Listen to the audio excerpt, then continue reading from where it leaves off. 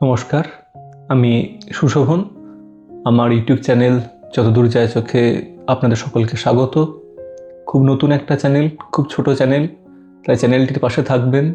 যদি চ্যানেলের কন্টেন্ট ভালো লাগে তো ভিডিওগুলোকে লাইক করবেন, আপনাদের পরিচিত বৃত্তে শেয়ার করবেন, কমেন্ট করে আপনাদের মতামত জানাবেন। জানুয়ারি মাসে কী বই পড়লাম সেই সংক্রান্ত আলোচনা একটা করব।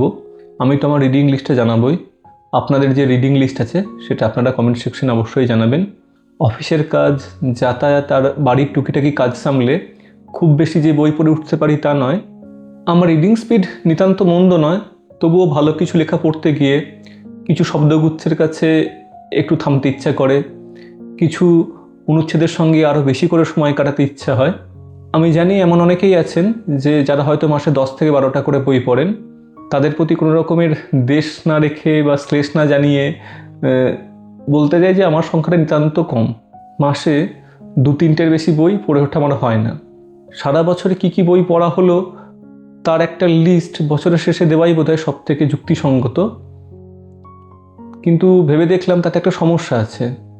সারা বছরে যে 25-30টা বই পড়া হবে সেটা নিয়ে কথা বলতে গেলে ভিডিওটা অনেকটা দীর্ঘ হয়ে যাবে। তার থেকেও বড় কথা যে কোনো বই যদি ভালো লেগে যায় সেটি সম্পর্কে কথা বলার পরিসর ওই ভিডিওতে সীমিত হয়ে যায়। তাড়াতাড়ি করে ওই রিডিং লিস্টটাকে পড়ে গেলে যে বইগুলো ভালো লাগলো, যে বইগুলো মনে দাগ কাটলো, তাদের সঙ্গে সুবিচার করা হয় না। তাই আমি চেষ্টা করছি একটা মান্থলি লিস্টকে নিয়ে আসার। এতে ভিডিওর টাইম লেন্থও কম থাকবে, আবার পছন্দের বই নিয়ে কথা বলার পরিসরটাও পাওয়া যাবে। এই মাসে প্রথম যে বইটা পড়লাম সেটা একটা লকড রুম মার্ডার মিস্ট্রি, এবং লকড রুম মার্ডার মিস্ট্রি দুনিয়ায় এটা একটা যুগান্তকারী কাজ বলা চলে। এই বইটা পড়তে পড়তে আমার বারবার করে মনে হয়েছে এই বইটা একটা ফুল স্কেল সিনেমা তৈরি করার জন্য একদম আদর্শ। কি নেই এই বইটাতে? বিয়ের রাত্রে নবদম্পতি যারা একে অপরকে ভালোবেসে বিবাহ বন্ধনে আবদ্ধ হয়েছে তাদের বাসর ঘরে মৃত অবস্থায় পাওয়া যায়। ধারালো অস্ত্র দিয়ে বারংবার আঘাত করা হয়েছে তাদেরকে। এখন এই খুনগুলো যখন হচ্ছিল তখন ওই বাসর ঘর থেকে ভেসে আসছিল কোটো নামে এক বাদ্যযন্ত্রের আওয়াজ। কোটো আমাদের যেমন বীণা বা সেতার সেরকম একটি বাদ্যযন্ত্র।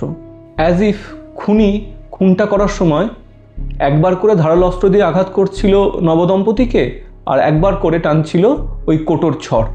এই প্রসঙ্গে বলে রাখা ভালো যে বিয়ের 2 দিন আগে শহরে উপস্থিত হয় 3 আঙুল বিশিষ্ট একজন সন্দেহভাজন ব্যক্তি, যার মুখে গভীর ক্ষত, যার পোশাক আশাক ভীষণ নোংরা।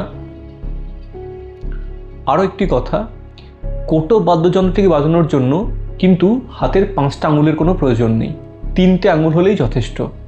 এবং ওই সন্দেহভাজন ব্যক্তি শহরে এসে এই যে বাড়িতে বিয়ে হচ্ছে সেই বাড়ির খোঁজ করছিলেন আশেপাশে। খুন হলো যেখানে ঘটনাস্থলে, খুনির ঘরে ঢোকার যে পায়ের ছাপ সেটা স্পষ্ট, কিন্তু ঘর থেকে বেরিয়ে যাওয়ার কোনো পায়ের ছাপ নেই। অ্যাজ ইফ খুনি যেন ঘরে ঢুকে খুনটা করে হাওয়ায় মিলিয়ে গেছে। সারা বাড়ি তন্ন তন্ন করে খুঁজেও খুনির কোনো চিহ্ন পাওয়া গেল না। এই বাড়িতে থাকে একটি বাচ্চা মেয়ে, যে বিশ্বাস করে যে তার প্রিয় যে বিড়ালটি মারা গেছে তাকে ভালো করে দাফন করা হয়নি বলে তার অশরীরী অতৃপ্ত আত্মা ঘুরে বেড়াচ্ছে সারা বাড়িময়, এবং সেই করেছে এই খুনগুলো। পুলিশ আসে, তদন্ত শুরু হয়। খুনের ঘটনার ঠিক পরের দিন যে ঘরে খুন হয়েছিল সেই ঘর থেকে ভেসে আসে কোটোর আওয়াজ আবার, কিন্তু সেই ঘরে উপস্থিত নেই কোনো মানুষ। কি হলো এই রহস্যের? এটা জানতে গেলে আপনাদেরকে পড়তে হবে এই সেইসি ইয়োকোমিজোর দ্য হনজিন মার্ডার্স। এখানেই আপনাদের সঙ্গে পরিচয় হবে কোসুকে কিনদাইচি বলে একটি গোয়েন্দা চরিত্রের। তার প্রথম আবির্ভাব এই বইয়ে, এবং অসম্ভব লাভেবল একটা ক্যারেক্টার, অন্ততপক্ষে আমার তো তাই মনে হয়। অরিজিনাল বইটি যদিও জাপানি ভাষায় লেখা, কিন্তু এর ইংরেজি অনুবাদ করেছে পুস্কিন প্রেস, লন্ডনের বিখ্যাত পুস্কিন প্রেস। বইটির পৃষ্ঠা সংখ্যা 189 এবং বইটির মুদ্রিত মূল্য হলো 399 টাকা। আমি সেই শিওকমিজোর একটি বুক সেট অর্ডার করেছিলাম, যাতে 3টি বই ছিল একত্রে, এবং বুক সেটটির দাম ছিল 1100 টাকার কাছাকাছি। আমি সমস্ত অফার অ্যাভেল করার পর 700 টাকায় পেয়েছিলাম। তো এই বইটার ইন্ডিভিজুয়ালি কত দাম হবে সেটা আমার পক্ষে বলা সম্ভব নয়, আপনারা একবার দেখে নেবেন। অনলাইনে কিনলে ছাড়টা হয়তো একটু বেশি পাওয়া যেতে পারে। যাই হোক, এবার আসি দ্বিতীয় বইটার কথায়, এবং এই বইটিও একটি মার্ডার মিস্ট্রি। আপনারা হয়তো অনেকে ভাবতে পারেন যে আমি শুধু মার্ডার মিস্ট্রি পড়ে থাকি, ব্যাপারটা সেরকমই নয়। কোনো প্ল্যানিং ছাড়াই এই বই দুটি আমি পড়েছি। আমি অন্য ধরনের বইও পড়ি এবং সেগুলো নিয়েও আলোচনা চলবে এই চ্যানেলে। তো যাই হোক, দ্বিতীয় যে বইটা এই মাসে আমি পড়লাম সেটিও একটি লকড রুম মার্ডার মিস্ট্রি, এবং এই লকড রুম মার্ডার মিস্ট্রি দুনিয়ায় এটা একদম একটা মাইলস্টোন হিসাবে বলা যেতে পারে। আমি কথা বলছি অগাথা ক্রিস্টির লেখা দ্য মার্ডার অফ রজার অ্যাক্রয়েড নিয়ে। আপনারা জানেন যে অগাথা ক্রিস্টির যে সেরা 3টি রচনা, তার মধ্যে একটি হলো এই মার্ডার অফ দ্য রজার অ্যাক্রয়েড। এটি অবশ্যই একটি লকড রুম মার্ডার মিস্ট্রি। এক্ষেত্রে বলে রাখি যে লকড রুম মার্ডার মিস্ট্রি লেখা কিন্তু ভীষণ কঠিন। এটিকে ইম্পসিবল ক্রাইম বা পারফেক্ট ক্রাইমে বলা হয়ে থাকে, এবং প্রত্যেক গোয়েন্দা লিখিয়ে বা রহস্য গল্প লিখিয়ে তাদের জীবনের কোনো না কোনো সময়ে নিজের পক্ষে একবার হলেও এই লকড রুম মার্ডার মিস্ট্রি লেখার চেষ্টা করেন, এবং যে লেখক যত ভালো এই লকড রুম মার্ডার মিস্ট্রি লিখতে পারেন, গোয়েন্দা গল্পের লেখক হিসাবে তার কদর তত বেশি। এই মার্ডার অফ দ্য রজার অ্যাক্রয়েড বইটি হারপার কলিন্স থেকে প্রকাশিত হয়েছে। বইটির মোট পৃষ্ঠা সংখ্যা 304 এবং বইটির মুদ্রিত মূল্য 399 টাকা। আমি এটিও অনলাইনে অর্ডার করেছিলাম এবং আমি বেশ কিছুটা ছাড় পেয়েছি অ্যামাজন থেকে। আচ্ছা, এই অনলাইনে বই কেনার সময় কি কি বিষয় মাথায় রাখতে হয়, বা বই হাতে পাওয়ার আগে কিভাবে আপনি অনলাইন সাইট থেকে দেখে বুঝতে পারবেন যে বইটি অরিজিনাল কপি হবে নাকি নকল হবে, এই সংক্রান্ত একটা ভিডিও আমরা নিয়ে আসব। তো লকড রুম মার্ডার মিস্ট্রির নিয়ম মেনে এখানেও একটি খুন হয়, এবং সেটি অবশ্যই বদ্ধ ঘরে। যিনি খুন হন, রজার অ্যাক্রয়েড, তার জীবনে টানাপোড়েনের অভাব নেই, এবং তার মৃত্যুতে বেনিফিশিয়ারির সংখ্যাও নিতান্ত কম নয়।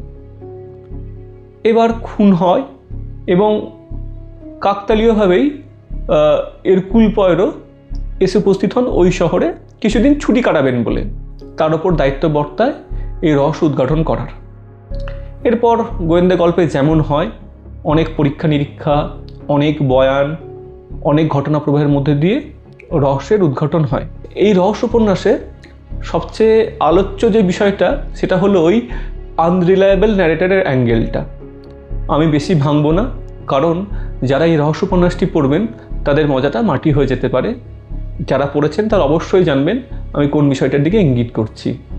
এছাড়া আরও একটি ভীষণ গুরুত্বপূর্ণ বিষয় আছে, সেটা হলো লরা থমসনের লেখা পোস্ট স্ক্রিপ্টটা।